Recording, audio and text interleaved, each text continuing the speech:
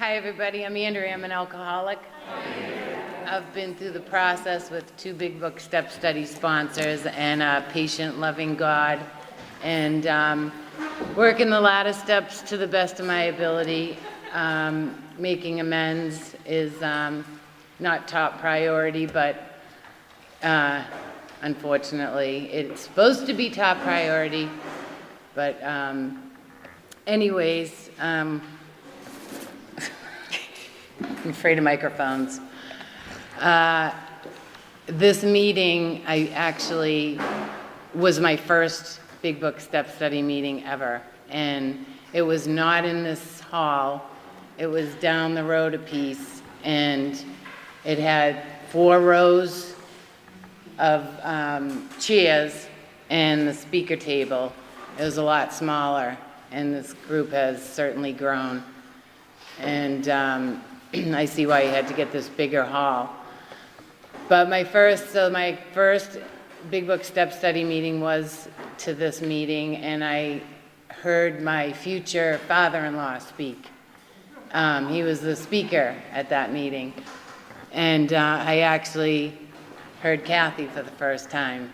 And I would definitely have to say she was a vital part of me, vital attraction, because this is a fellowship of attraction, not promotion. But listening to her speak certainly attracted me to this, this process. When I arrived at this process, I had 11 years sobriety and was very active in Alcoholics Anonymous meetings.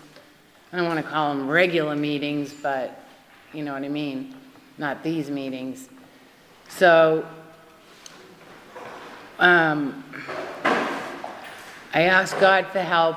I am nervous of speaking, but I will, I asked God for help, so I asked Him to bring the words, so whatever comes out will come out.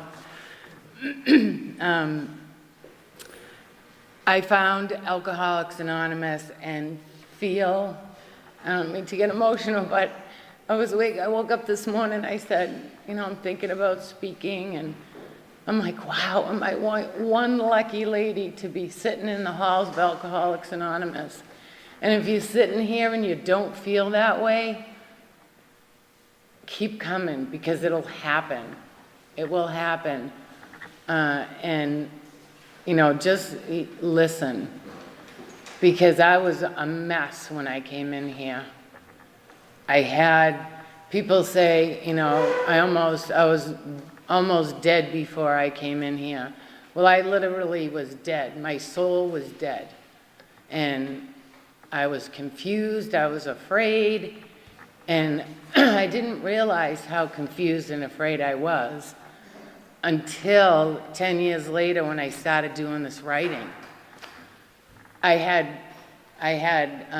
words to put to my feelings, or to what how I was operating. And I was lucky. I don't want to use the word lucky. God saw fit to, bring me into this fellowship. I was introduced to Alcoholics Anonymous at the age of 18 and did not hear. I stayed sober for a year, and it was easy, frankly.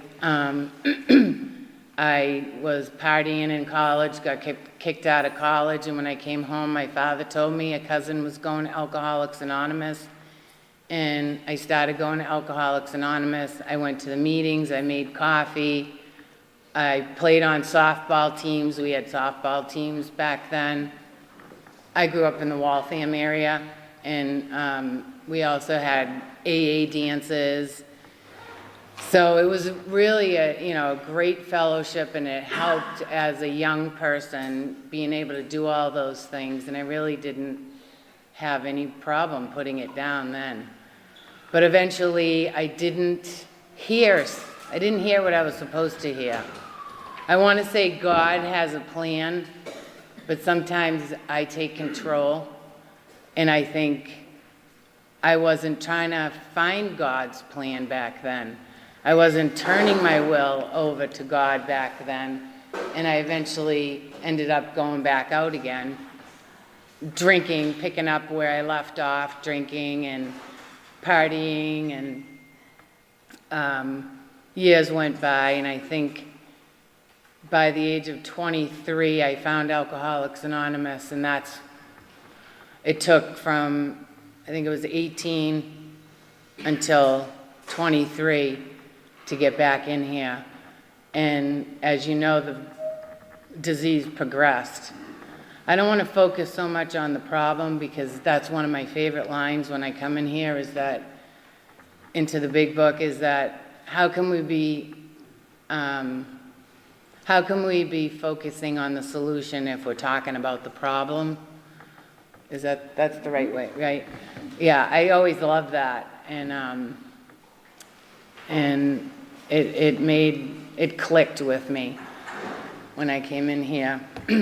So anyways, long story short, where my wreckage, my drinking took me is I always wanted to have fun and be a party girl, and I didn't think about anything. Like I said, I didn't turn my will over to God. God was introduced in my life through my parents, but not as I know him today.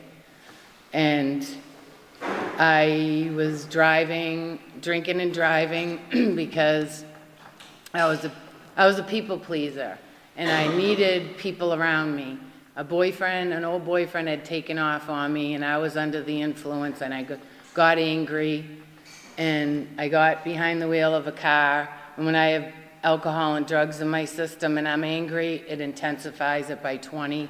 I went through a red light, I hit a car.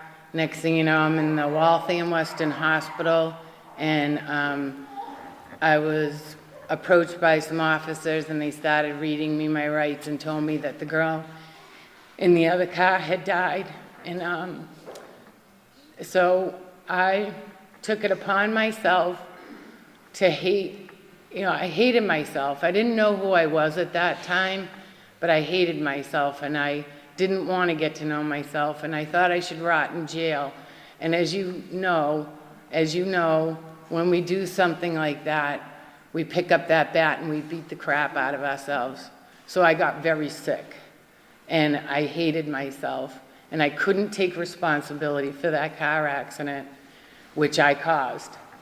And I just hated myself. I wanted to die, but I didn't know. I was killing myself with alcohol. I didn't try to commit suicide, I guess slow death suicide with alcohol. I really didn't realize I had a problem with alcohol, believe it or not. And, I finally I went away to jail a year later. I was in MCI Framingham. I spent time in there, humiliated, We walk a good life, and then next thing you know, I'm being shackled, and I'm being charged with vehicular homicide. And you sit there and say, what an ugly person I am. I listened to what the outside world said about me, and thank God I had my family behind me, keep saying, you're good, you're a good person, Andrea. We're here for you, Stan. So I finally got sober. It took me 5 years to get in here. The accident happened when I was 23 years old, and I finally got into Alcoholics Anonymous. I had had enough. Like I said, my soul was dead, and God brought me to this program. There's no denying it. And I went to a treatment center in that same hospital that I thought my life ended. I went to Waltham Hospital 5 years later and went to the ATP addiction program for 5 days, and I came out. I didn't have my license, thank God, because it helped me not having my license. I had to use the phone. I had to connect with people in Alcoholics Anonymous and get rides. And by connecting with them, it made it easier, as I look back, for me to get involved, because I didn't have to, take it upon myself and go to a meeting by myself. I'd call people. And there, my life in Alcoholics Anonymous blossomed. I was probably 5 years sober, and I was at an AA dance in Brighton, and this boy came up to me and asked me to dance, and I looked at him and I said, "Do you know who I am?" And he says, "I do know who you are. Would you like to go outside? I need to make an amends to you." And it was the cousin of the girl in my car accident. And I knew who he was, and I wasn't sure if he knew who I was. And he went outside and he proceeded to make an amends to me for bashing me and whatnot. This is the beauty of this. Because for so long I hated myself because I knew everybody around her family hated me. And they didn't know who I was. And so that was my first introduction to this process. And then years later, I walked in 10, 11 years sober. I met a gentleman, and he said, "Oh, would you like to go to a big book step study meeting?" And I said, "Sure." And my husband. And that's where I heard my future father-in-law speak, and I heard Kathy, and they carried this message, and it was very attractive.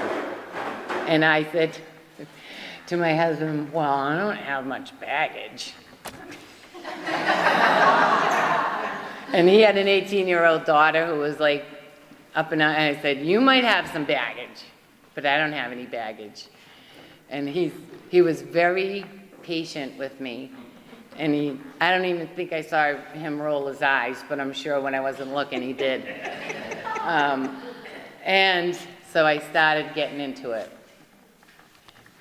And I had done step one a long time ago, prior to that. Prior to coming in here, I admitted that I was powerless over alcohol. I knew that.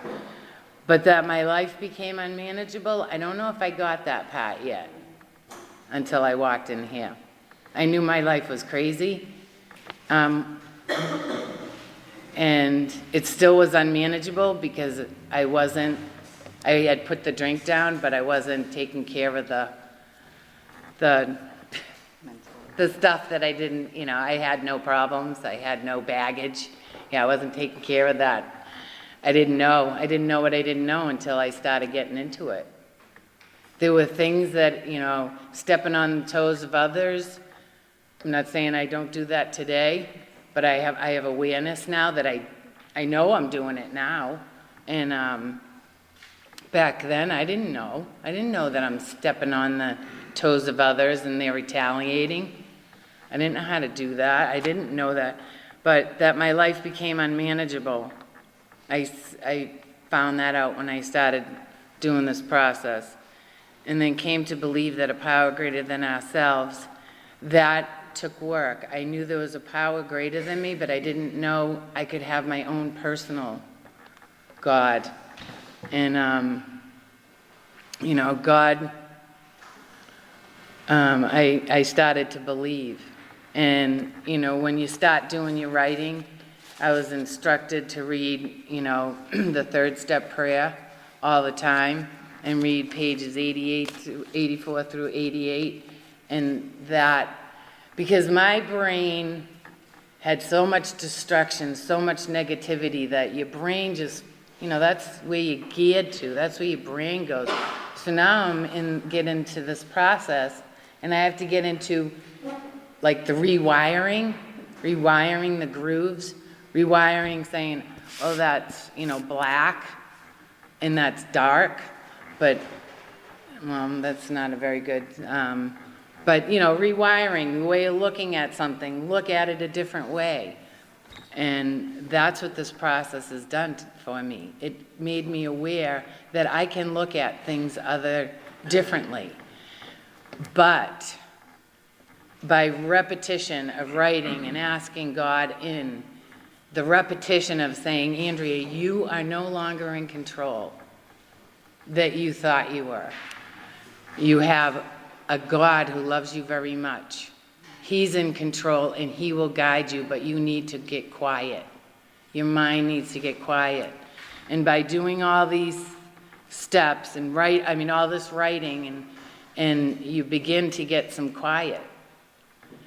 The brain starts to quiet down, and so the first part of 2 is came to believe. The second part of 2 is could restore us to sanity. I really didn't think I was insane,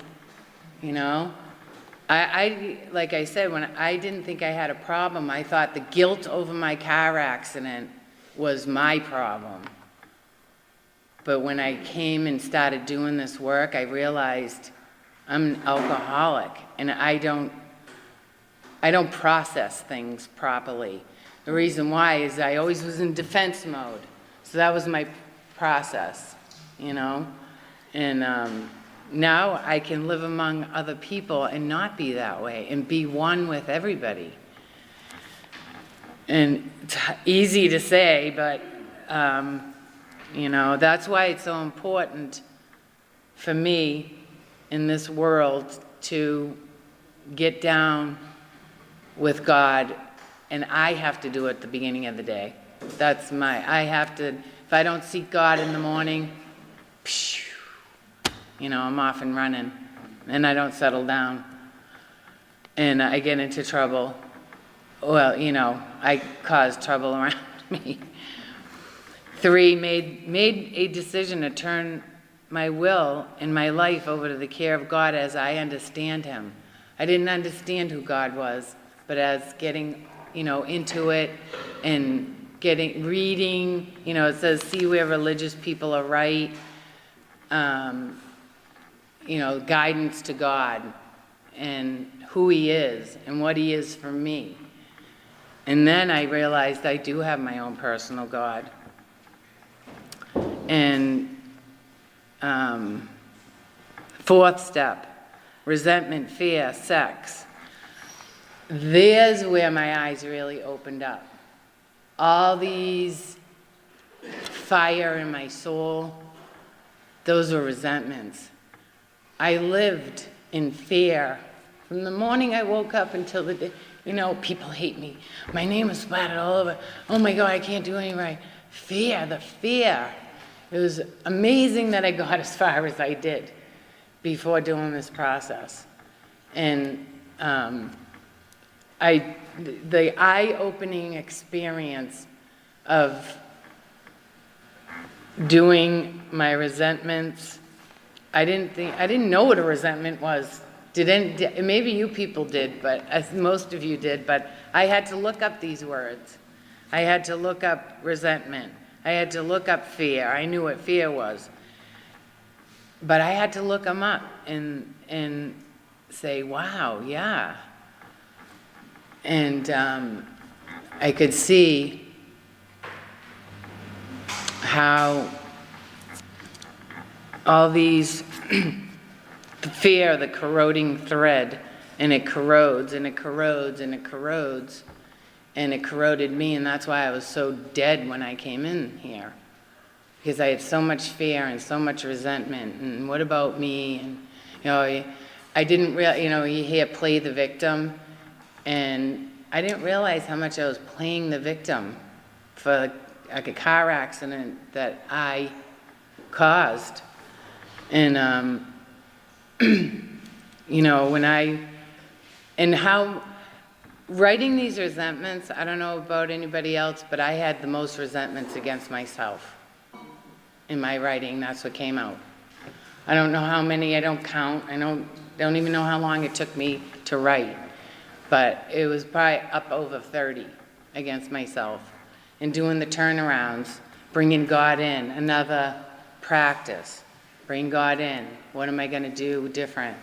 Bringing him in. What did I want? What did I cause? Seeing how I acted. There's no way I'm ever going to be perfect. And I'm also part perfectionist because I have that, well, what if I don't do this and this is going to happen because of my accident?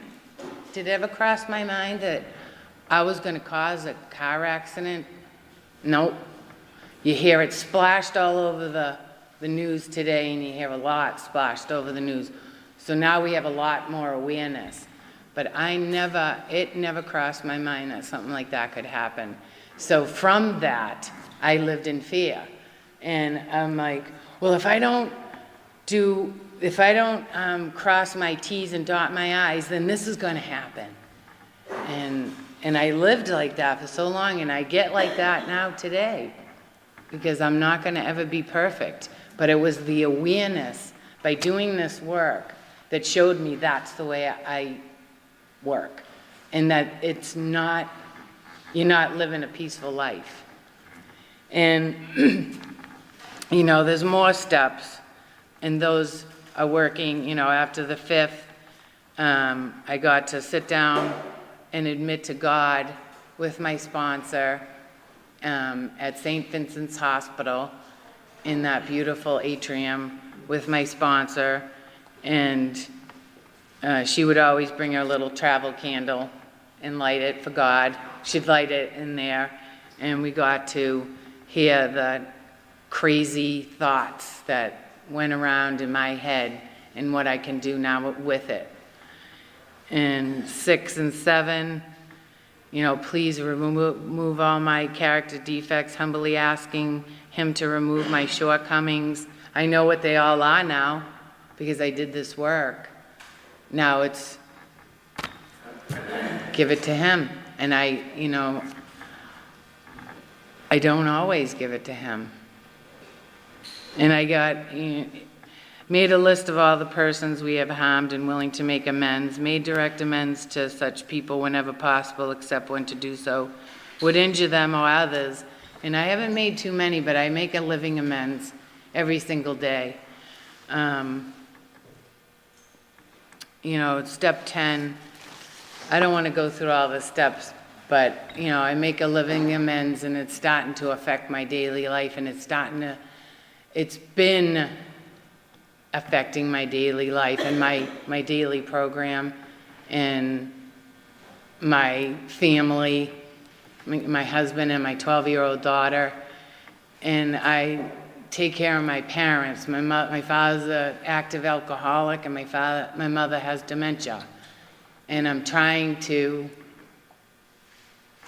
do everything I can. I'm probably controlling. I'm living in fear. What can I do? But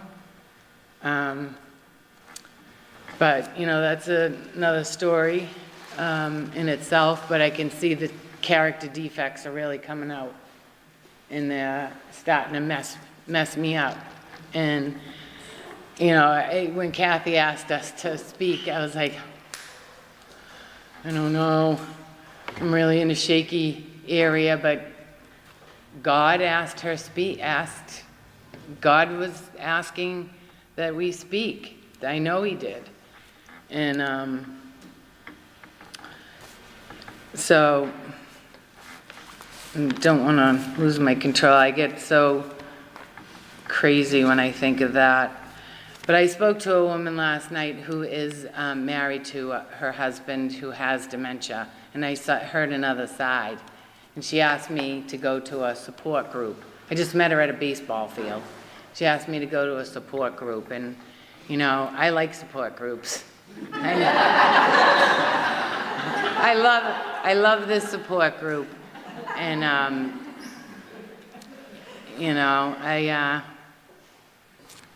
don't know. I can't say enough about Alcoholics Anonymous. I'm starting to lose my train of thought. But like I said, when I came in here, I had no hope. My mother gave me this little book, and I still have it. I've had it, I think it's going to be 24 years, 25 years this year, I don't know, sober. And I have this book that my mother had given me, Hope is Real. I never had hope. And I got married to my husband when I was 41. I remember when I got sober, or when I was trying to get sober, I was flirting with getting sober years ago. I'm not going to be able to drink at my wedding? Guess what? I was 18 when I said that. I got married when I was 41. God has a sense of humor. I was sober 11 years when when we got married, and I see the little baby right there. I walked around in this fellowship here in this hall, and I was pregnant with my first baby. I got married when I was 40, and Victoria came home.